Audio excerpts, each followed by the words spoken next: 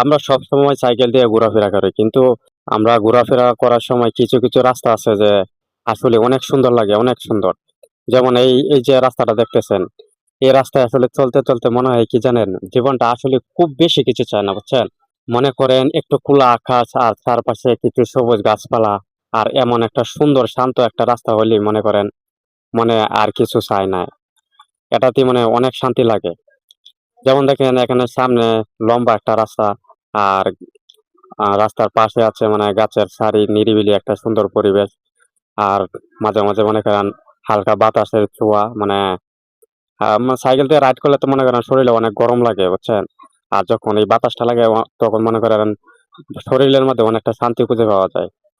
যাই হোক, এখানে আসলে এই রাস্তার মধ্যে কোনো তাড়াহুড়া নেই এবং শহরের কোনো কোলাহল নেই।